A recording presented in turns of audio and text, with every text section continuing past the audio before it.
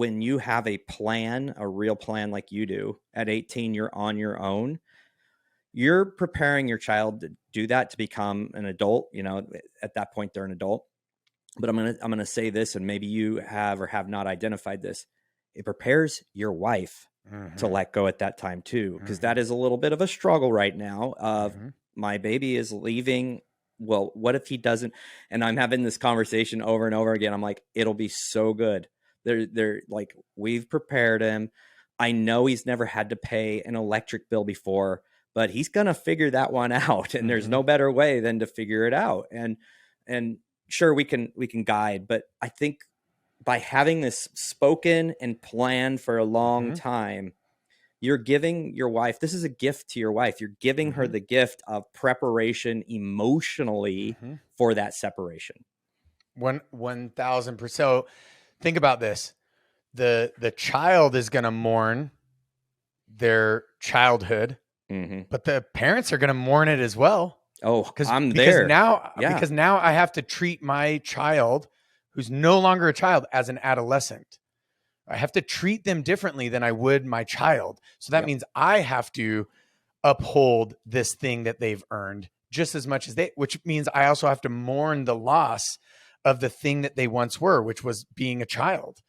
And then adolescent to adulthood, the same thing. I've got to mourn that adolescence. They're no longer in that in-between ground between adult and child.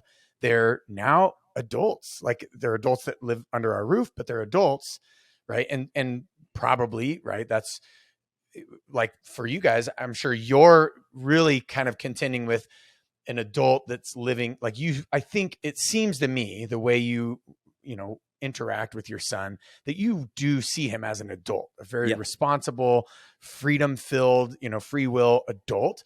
Whereas your wife might be still mourning the childhood of him and the adolescence of him, and this fact that he's an adult in the house. And obviously then that's going to be its own process.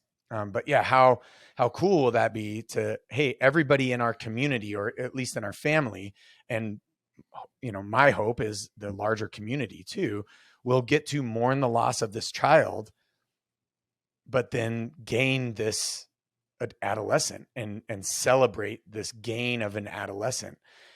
We all get to do that together, and we can do that through affirmations and prayer. And there is something that I did want to bring up after stating this.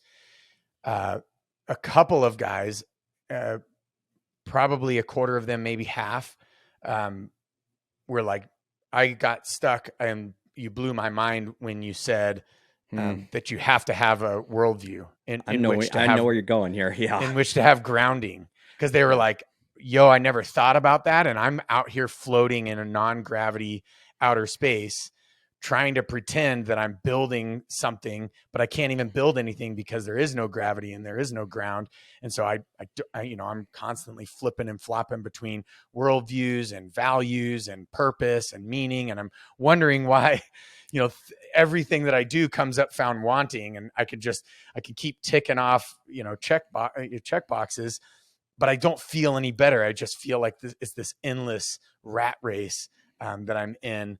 And I know a bunch of guys were just like once and I went into the other aspects like later on, like, okay, and then rite of passage, blah. But they're like, dude, I'm stuck back here in worldview stuff. Like, I realize I don't have any grounding for myself, which means I don't have any grounding for my kid, which means I'm creating an insecure environment for my child because they don't know what to believe and how to believe and why and any of these things. So they're just like, well, okay, Dad, we'll hunt. We're gonna hunt. Okay, we're gonna fix a car. Okay. It's like, you're just kind of throwing crap against the wall and hoping that it sticks, I guess.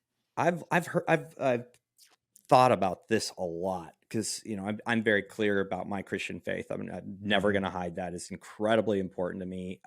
We have exposed our boys to it, and we let them make their own decisions, but they have made their decisions. And my oldest son will go face to face with you anytime in a very respectful manner. And he's probably more versed than me when it comes to that.